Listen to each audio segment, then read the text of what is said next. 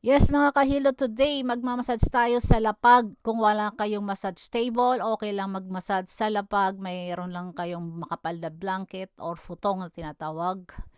And then, ayan, si customer, ang kanyang blanket, half bath. And then, importante yung position mo kung ikaw yung nagbibigay ng massage. Tingnan nyo yung position na yan. Dapat ganyan para meron kang energy or meron kang bigat pagka nagmamassage. Merong lakas. Siyempre, yan na, maglalagay ka na ng oil. Kailangan one time ka lang maglagay ng oil, mag-spread ng oil. Saving time na yan. One time, spread the oil to the whole body. Importante talaga yung position ng katawan mo. Position ng katawan dahil nga to protect yourself as well. To keep your energy, like saving energy as well. So, mag-i-start tayo sa line 1. Ang line 1 is matatagpuan sa gilid ng spine, sa tabi mismo ng spine. Yung line 1 na yan, so mag-i-start tayo ng thumb technique. So, thumb muna ang gagamitin natin.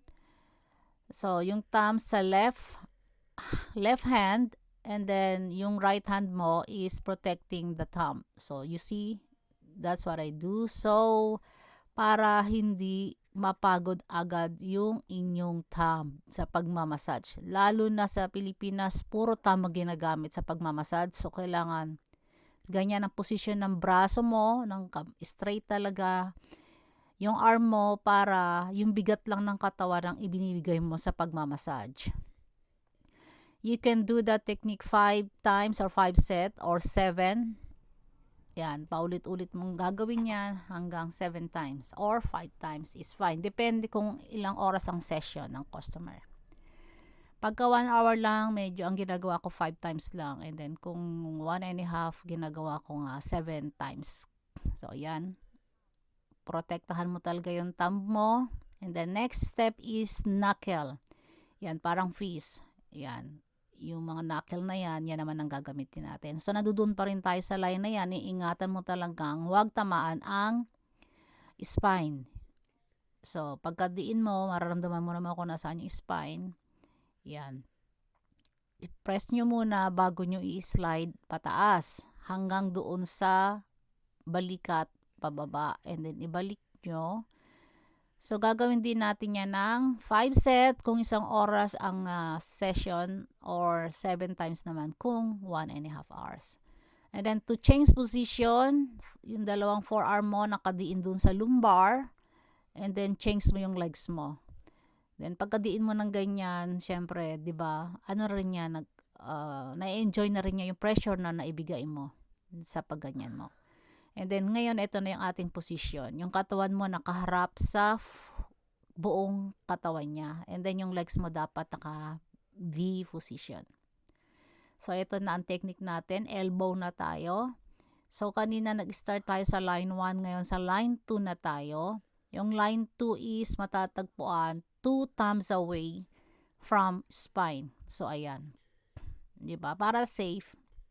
Kasi 'di ba ang elbow is mas malapad-lapad sa daliri. So kailangan talaga medyo malayo-layo siya sa daliri sa spine. So ayan, ganun din, press niyo muna, ididiin niyo muna. Pagka nadiin niyo na at least 3 seconds bago niyo i-slide pataas. Ganun din hanggang ano rin tayo, hanggang sa balikat. Ayan, ibaba niyo. Kung magagawa nyo mas idiin pa pagdating diyan sa balikat, much better. Mas masarap yon kasi alam nyo naman yung mga stress ng mga tao nandiyan sa balikat. So, uulitin mo yan ulit, ganun din, 5 times or 7 times. And then, pagdating talaga diyan sa taas, pwede mong idiin yan. Basta siguraduhin mong wala ka dun sa scapula, wala ka sa bone at wala ka sa spine. 'Di ba? Wala ka dun sa, ano yun, yung scapula nga. So, ingatan mong tamaan ng mga buto. And then, ito na tayo sa technique na to, double elbow. Hand prayer, mag-start tayo sa gitna. Dahil pagka diniin natin yan, yung dalawang elbow na yan is paghihiwalayin natin. Yung isa ay papunta doon sa buttock and then sa balikat. Ganyan. And then, ibaba forearm sa gilid, and then again. So, 2 elbow press sa middle yan, and then spread out. There you go. Uulitin natin yan. Ganun din, 5 times or 7 times. Sunod na technique is forearm. So, medyo complicated to. Tingnan nyo mabuti ha. So, forearm, nasa gilid. Yan, paakyat hanggang halfway lang tayo. Pagdating dyan, bababa ka ulit. And then, yung braso mo, yung isang braso mo na doon, iikot mo doon sa bat. And then, akyat ulit tayo, buo na. And then, pag ganyan, yan, nakita nyo, galing sa scapula, paakyat. And then, pagdating dito, yung elbow mo, itutukod mo, pababa, yan, pataas, tignan nyo, ayan, ididiin nyo yan dyan, dahil yan nga ang gusto ng mga taong pagod na pagod sa trabaho. So, ganun ulit, yan, halfway, and then baba, ikot dyan sa tumbok ng puwet, and then, paakyat, and then like that, and then elbow, and then diin, and then go back, and again 5 times or 7 times. So, ayan. Ang pinaka-technique naman talaga dito is iiwasan mo ang mga buto. So, ayan, nakita nyo na nag-start ako, nakaganyan yung arm kasi nga kailangan ko i-position yung katawan ko. At ngayon naman, ang gagawin natin, ililipat na natin yung braso. Ibababa na natin yung braso ng receiver at ilalagay natin ganyan. So, to protect yung isa mong legs, yan, ilalagay mo parang unan sa kanyang elbow, sa siko niya. Then, nakaganyan na siya, diba?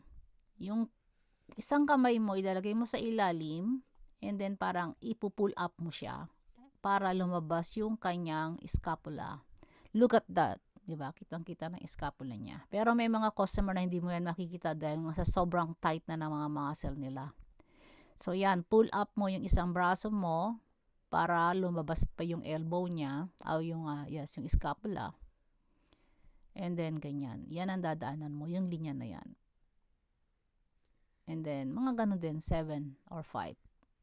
Tapos, ibabalik mo na. And then, ganun din ang gagawin mo sa kabila. Change position, press the lumbar. Ayan. Pwedeng nakaganyan na position, di ba? And then, ulitin lang natin yung ginawa natin kanina. Thumb technique. 5 or 7 times. And then, knuckle. Siyempre, inano ko na yan. In-speed up ko na yan. Dahil nga, inulit lang natin. So, yan. Speed up. 5 or 7 times, knuckle technique, and then after knuckle, change position, punta ka na dito sa gilid. Ayan, 'di ba? Nakaharap, elbow, press and spread. And elbow, yan, ganyan. Pagkatapos ng elbow, natandaan nyo ba kung ano kasunod? Ang kasunod is parang hindi ko na ginawa yung knuckle. Anyways, yun. Knuckle lang kasunod. Tapos, ayan, double elbow. Or, ginawa ko na ba kanina? Anyways, basta yun. Makita nyo na lang ulit. At ayoko na ulitin yung aking voice over. And then, ayan. Elbow, double elbow, and then forearm, and then the scapula. Dilipat na natin yung scapula, ganun din yung tuhod mo, iuunan mo sa kanyang siko para lumabas yung scapula niya, and then dyan tayo mag-work. Yan. Mararamdaman nyo naman kung ano dapat i-massage dyan. So, yan ang back massage.